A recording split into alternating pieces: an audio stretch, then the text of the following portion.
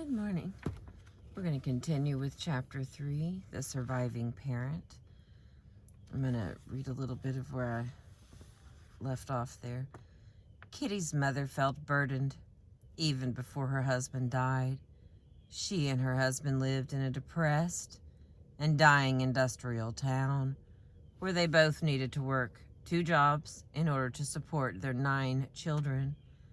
When her husband died of complications resulting from his lifelong addiction to cigarettes,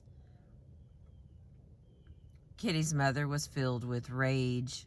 She would rail against her husband, screaming, "You got out first and left me behind with this lousy life." As the youngest of this large family, Kitty felt acutely that she was a burden to her mother. Her mother hated her life and seemed not to have the interest or the strength to raise one more child.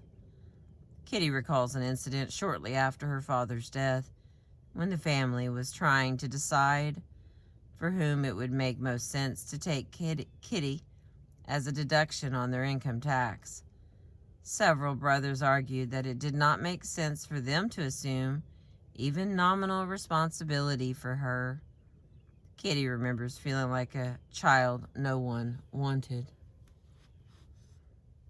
Shortly after her husband died, Kitty's mother began drinking.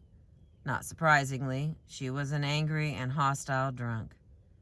Her drinking escalated to the point where she began having blackouts, leaving Kitty feeling very alone and very frightened. In order to save herself during high school, Kitty began to spend less and less time at home. She joined school activities, church groups, and community organizations, and tried to limit the time she was subject to her mother's anger.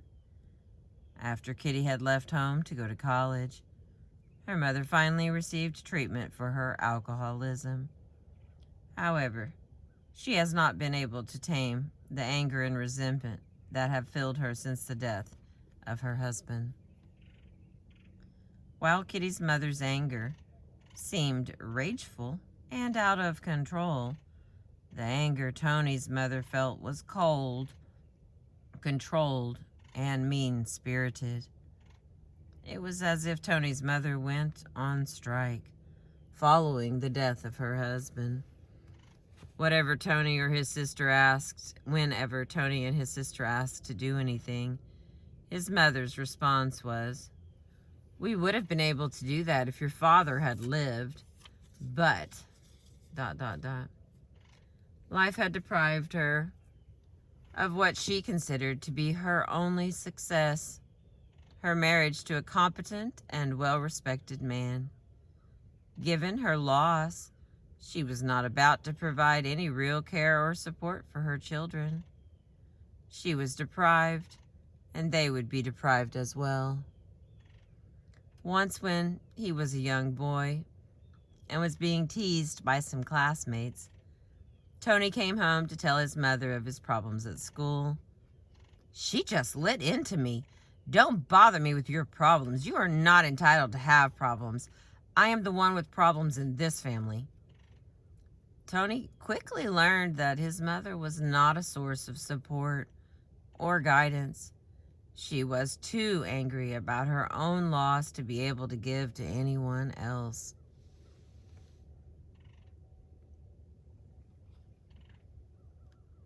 Tony remembers that Christmas was the worst time of year for his mother.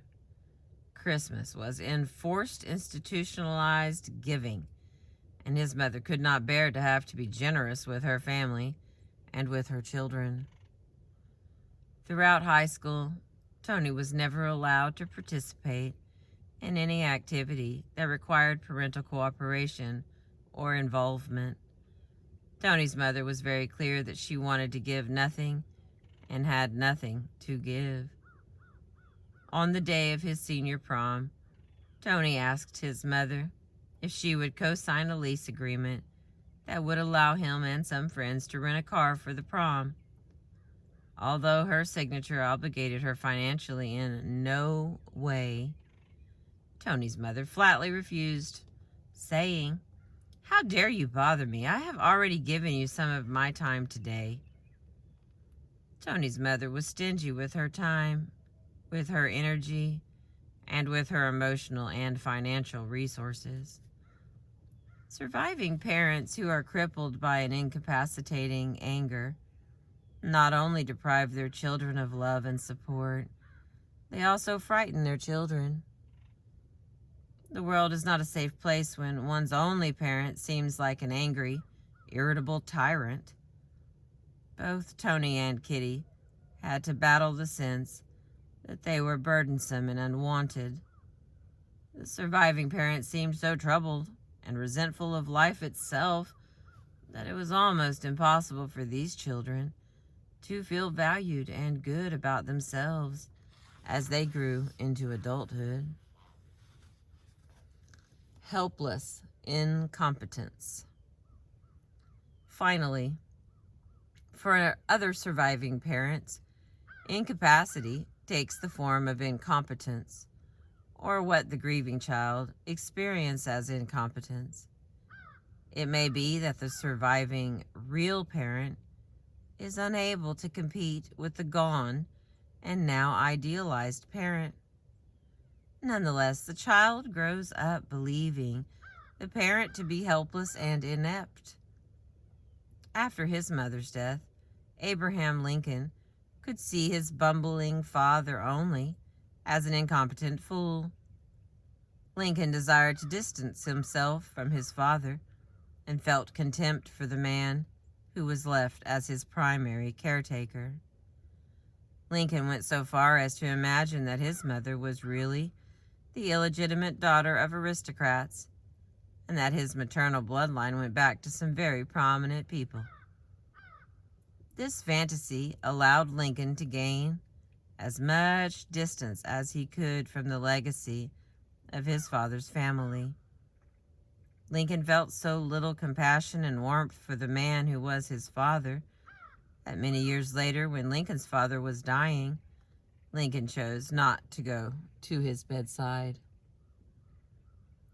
Following the plane crash that killed her father, Cynthia's mother became the dependent child of the family. Cynthia recalls that whenever she cried, her mother would cry louder. It was as if the two were in competition to see whose loss was greater and whose pain was deeper. Cynthia felt that her mother was intent on establishing her greater incapacity so that she, the mother, would receive more care and attention from other people. Throughout married life, Cynthia's mother had never learned to drive. When her husband died, it would have seemed natural for this newly widowed wife to obtain a driver's license so that she could take care of her family. Oh, but instead, Cynthia's mother petitioned the court so that her underage son might be able to get a driver's license and chauffeur her around. Now, in her 70s, Cynthia's mother has still not learned to drive and continues to be dependent on her adult children for transportation. Throughout Cynthia's adolescence, she recalls her mother was conspicuously absent whenever there was difficulty or trouble. At one point, her mother said to her directly, "Don't tell me anything that might upset me." Her mother gave all of her children the explicit message that she was a vulnerable and dependent woman.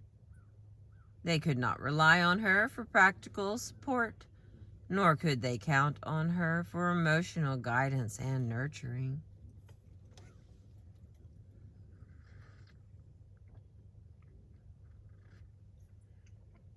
Excuse me. Starting to get cold. Cynthia felt no compassion or tenderness toward her mother. Instead, she grew up filled with contempt for this woman who was unable to care for herself.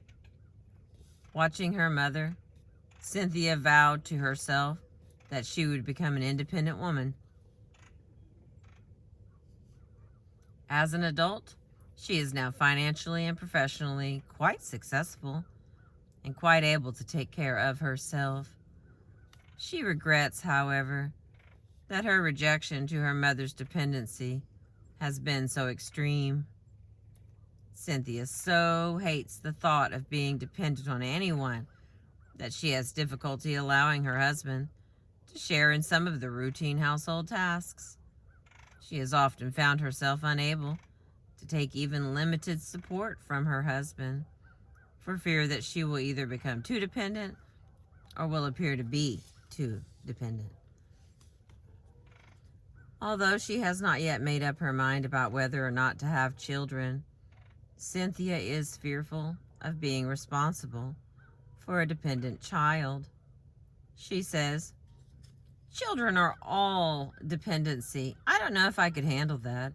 I might want to make a child into a little adult."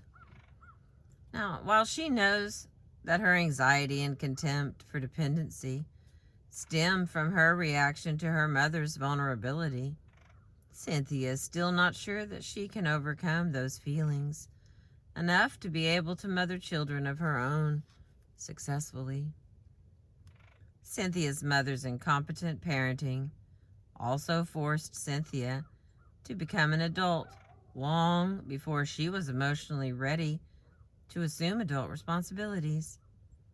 Cynthia was working and buying her own clothes before she was 16 years old. And as soon as she received her driver's license, she shared driving responsibilities for the family with her older brother.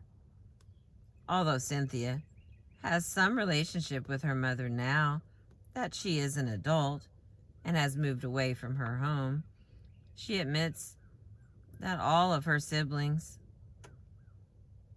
she probably has the most troubled relationship with her mother. She is still unable to forgive her mother for failing to be a competent parent.